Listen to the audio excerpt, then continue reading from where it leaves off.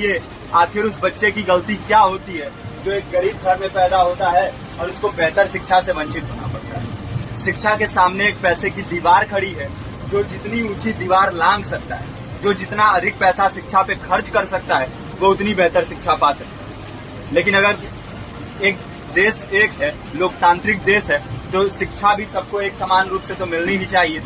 आज परिस्थिति ये है कि एक तरफ तो प्राइवेट स्कूल हैं जो लूट के अड्डे बने हुए हैं, वहां पे आप एडमिशन कराने जाएंगे तो सिर्फ एडमिशन के नाम पे ही आपको 10,000 20,000 रुपए देना होगा। और कमीशन खोरी का ऐसा धंधा है कि कॉपी, किताब, टाई, बेल्ट, ड्रेस, जूता कहाँ से खरीदना है ये आप नहीं तय करेंगे वो प्राइवेट स्कूल वाले। यानी आम लोगों की मेहनत की आखिरी कौड़ी उनके जेब से वसूल लेना चाहते हैं। और दूसरी तरफ सरकारी स्कूलों में न तो पर्याप्त टीचर है, न पर्याप्त बिल्डिंगें हैं। 2019 का ही ये पुराना आंकड़ा है कि हर 100 में से 52 स्कूलों में या तो एक टीचर है या 2 टीचर हैं। और उन्हीं टीचरों के ऊपर जिम्मेदारी थोप दी जाती है कि जनगणना करो, मतगणना करो, पशुगणना करो, तमाम काम करवाए जाते हैं। और 19 के बाद से तब से कितने टीचर रिटायर हुए होंगे और 18 के बाद से कोई टीचर की वैकेंसी भी नहीं है। आप खुद भी सोच सकते हैं ये परिस्थिति और कितनी बिगड़ी हो। इसीलिए हम लोग ये मांग उठा रहे हैं, चाहे कोई राष्ट्रपति का बच्चा हो या किसी मजदूर का,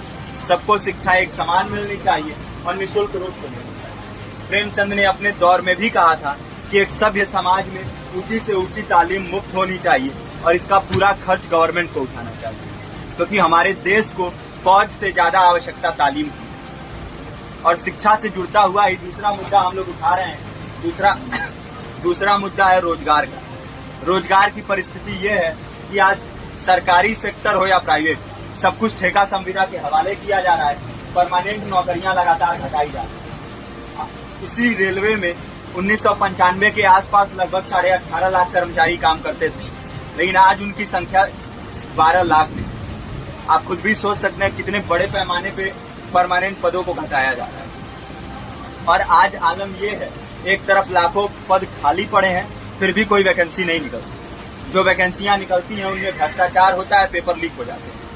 RO, UP police, BPSC, SSC, CGL, ऐसे तमाम पेपर लीक हो चुके हैं, आप लोग भी जानते हैं।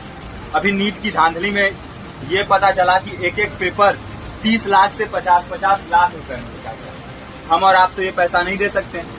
पूरी की पूरी कारस्तानी सरकार, प्रशासन, शिक्षा माफियाओं की होती है। और भुगतता कौन है?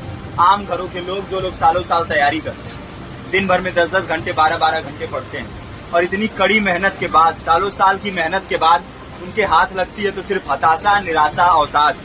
बहुत से छात्र नौजवान जो इस बेबसी में, इस डिप्रेशन में नहीं जी पाते, आत्महत्या तक के कदम उठा लेते हैं। लेकिन ये देश की विडंबना है कि टीवी चैनल, अखबार, मीडिया, नेता, मंत्रियों के लिए कहीं ये कोई मुद्दा नहीं है। उनके लिए मुद्दे हैं तो जाति, धर्म, रंग, नस्ल, अगड़ा पिछड़ा।